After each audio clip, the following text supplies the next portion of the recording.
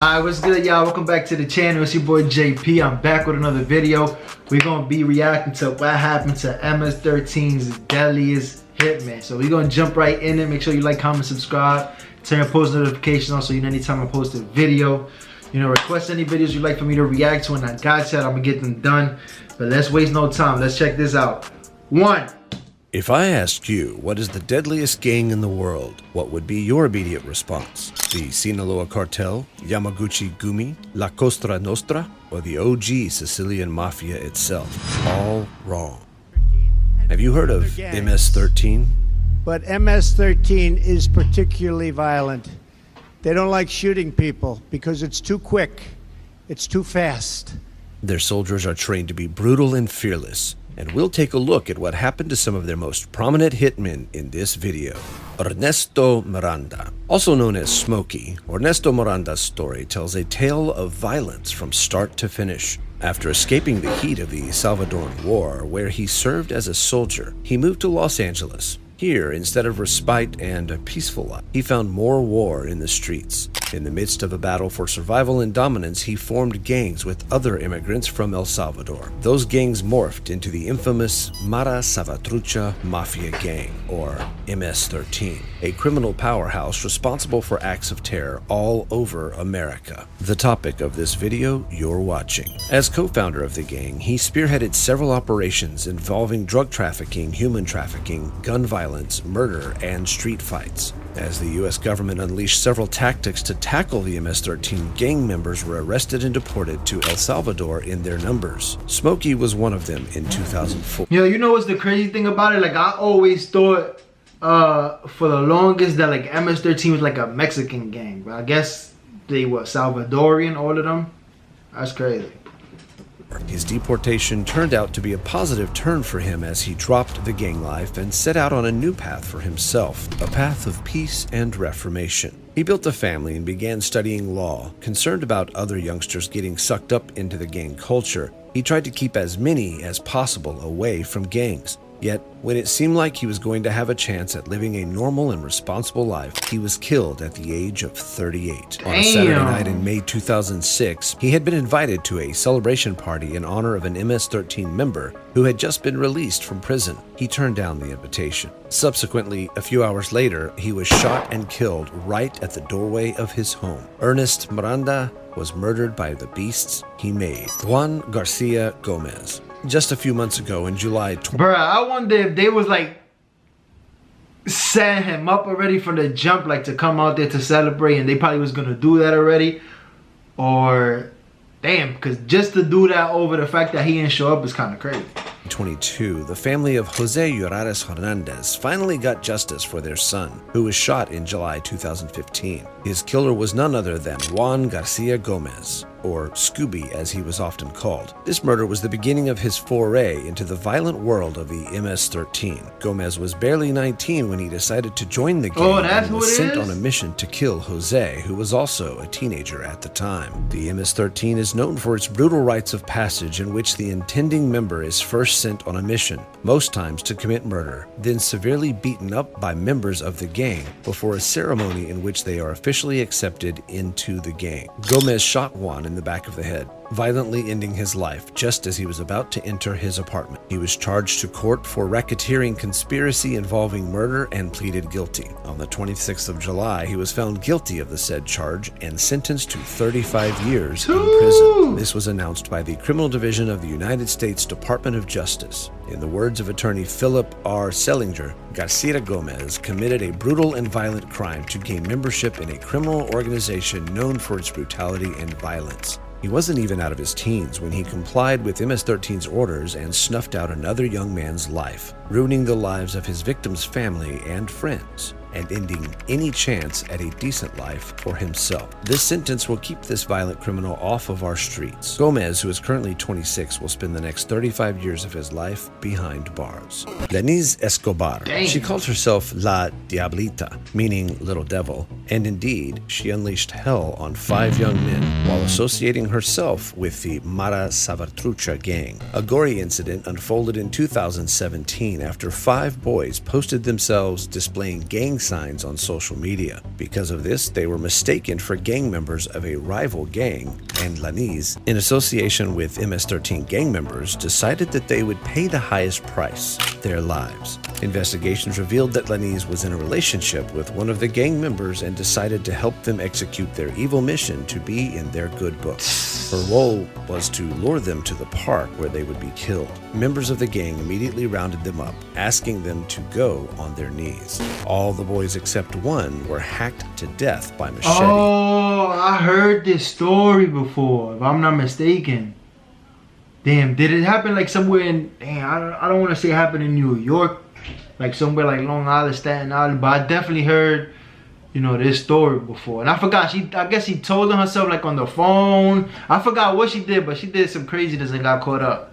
The only survivor, Alex he survived. That's Ruiz, recalls, under a full moon, running for my life, chased by gangsters shouting, "Hack him." He revealed that when they were on their knees, he jumped to his feet and started to run. It was this fortunate escape that spelled doom for Lanise and about 15 other members of the gang. She was apprehended by the police and charged with multiple counts, including murder in aid of racketeering, conspiracy to murder, obstruction of justice, and racketeering tied to murder. She pleaded not guilty to all charges, but on the 11th of April, she was found guilty of all charges. She is currently awaiting sentencing. Defense attorney Jesse Siegel mentioned that she is faced with a probable life sentence and not the death penalty because she was still a juvenile at the time the crime was committed. Now 22, Lanise may spend the rest of her life in jail. Juan Batista Jimenez. On the 23rd of December 2004, members of the Mara Salvatrucha gang struck again with a horrendous crime that shook the whole of Central America. It happened at a time when the Honduran government was taking severe measures and making desperate attempts to flush out the gang. There were talks about stricter measures of discipline and a likely reintroduction of the death penalty.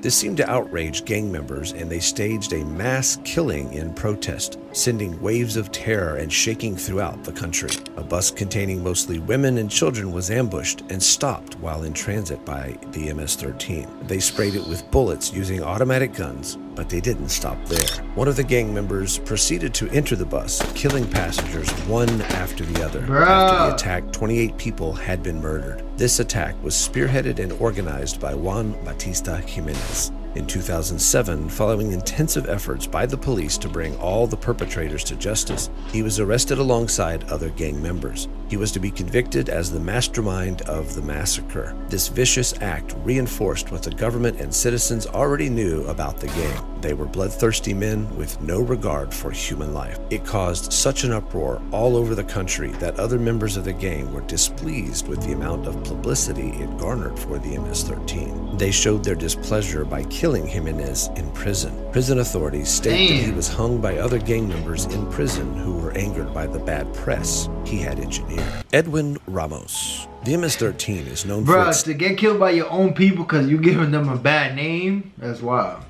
senseless murders, often without any reason or motive aside from their penchant for unleashing violence. They are also known to constantly engage in fights with rival gangs, killing either the gang members or random people in the neighborhood with no gang affiliation. On the 22nd of June 2008 in San Francisco, gang member Edwin Ramos wiped out 3 members of a family, shooting them as they drove down a neighborhood street. Tony Bologna, who was 48 at the time he was murdered, and his sons Michael and Matthew, who were aged 20 and 16 respectively, were driving home after a family barbecue. Reports state that as they drove down a narrow street, their car briefly blocked Ramos from making a left turn. In a rather unfortunate turn of events, they were mistaken for rival gang members and shot at the intersection by Ramos as he drove past them in his Chrysler. 3 of the 4 occupants of the car were killed, while 21-year-old Andrew Bologna dodged the bullets and survived. He testified against the gang member and confirmed that he was the killer. In a 3-month trial at which the mother and wife of the victims, Danielle Bologna, present, Edwin Ramos was found guilty on all counts of murder of the 3 victims and attempted murder of the survivor. On the 11th of June 2012, he was sentenced to 3 life sentences for the crime and another 182 years for other charges to be served consecutively with no possibility of parole. Edwin Ramos will spend the rest of his life behind bars.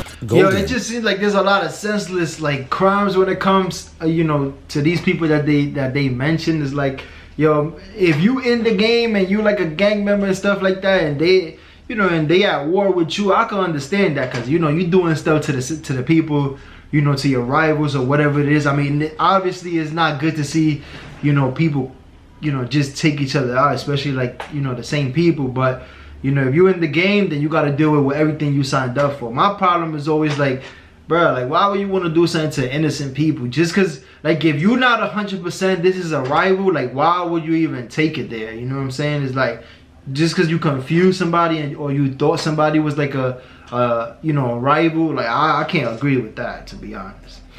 And La Inquieta. Los Angeles' MacArthur Park has become one of the territories of the MS-13, with people having to pay weekly fees for permission to conduct their activities within the park's premises. The gang also earned a reputation for being particularly hostile toward transgender women. In October 2020 alone, 2 transgender women were attacked by a gang while they were at the park. Following a brutal attack against Daniela Hernandez, gang members identified as Golden and La Inquieta had previously approached her, requesting that she pay a fee to be allowed to stay in the park. They requested $80, but Daniela said she reached an agreement with them to pay $20 every week, whether she was at the park or not.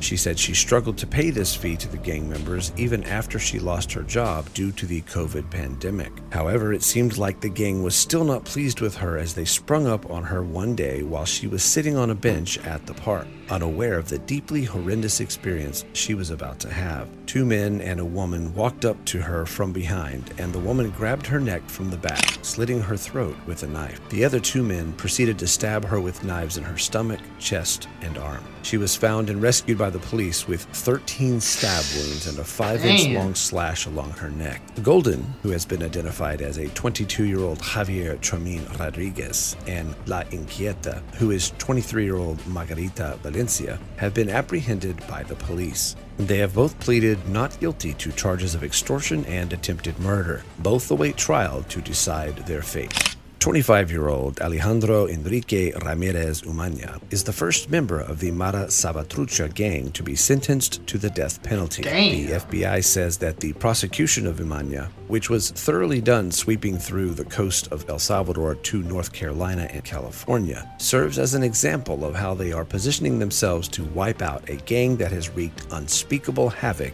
in the country. Umania is said to have committed 5 murders starting in 2005. On the 27th of July 2005, he killed Jose Herrera and Gustavo Porras. A few months after, in the same location, Los Angeles, he was one of the gang members who murdered Andy Abarca. On the 8th of December 2007, he murdered 2 brothers. It happened in Greensboro at a family-owned restaurant. Umania walked in flashing gang symbols and was challenged by 2 brothers, Ruben Garcia Salinas and Manuel Garcia Salinas, who said the symbols were fake. The gang member, also known as Wizard, shot at the brothers, one in the head and the other in the chest, killing. He walked out of the restaurant firing 3 more shots, one of which injured another person who was present. 5 days later, he was arrested still in possession of the gun he had used to commit the crime. Even behind bars, Umania remained dangerous and unrepentant as investigations revealed that he arranged for the attempted murder of informants and witnesses. He even tried to go to the courthouse with a knife, but was discovered. On the 28th of April 2010, a 12-man jury voted for the imposition of the death penalty on Ramirez Umania for his crimes. Thank you for watching this video. I'm not gonna lie, that was really wild right there. Like I said before, you know, for whatever reason, I don't know, I always thought that the MS-13 was like a Mexican gang and stuff. I knew it originated, you know, in LA where they're big at. I would say, you know, where I'm from, especially like in my city, we don't really, you know, we don't really got them like that out here. I know for sure they say, and there's something I've probably been hearing probably maybe the last 15 years, 10, 15 years, like they have like a strong presence somewhere, like either Long Island, I think, or like Staten Island. I could be wrong, it's one of those 2, but you know, they do say that they have a lot, you know, of them out there. But like where I'm from, where I grew up, we don't really see dumb type of gangs out here, you know, like MS-13s and stuff. It's more like, you know, like the main stuff that every other, you know, state usually has, like Bloods, Crips. We do have like a Spanish Dominican gang, which is like Trinitarios and stuff. That's pretty much about it. Or Latin Kings, we got Latin Kings. and then everything else is like clicks and stuff. But for the most part, those are like the majority of what there is out here. But I mean, it's crazy, wild story. I mean, MS-13's always had that reputation, you know, to be ruthless. You know, they do whatever they want, and then the crimes is usually, you know, like they said before, right here in the video, they don't really like to shoot, man. They like to cut people and stuff. But I think that's something that comes from, you know, like their country and stuff. Cause in my country, that's like #1 too. Like machetes and stuff are like #1. You know what I'm saying? Like don't get it messed up. There's people that do get shot and stuff, but you know, the machetes and the knives and stuff is like more accessible and people use them more. But it's the end of the video, y'all. Let me know your thoughts in the comments. Make sure you like, comment, subscribe, and until the next one, I'm over this. Oh!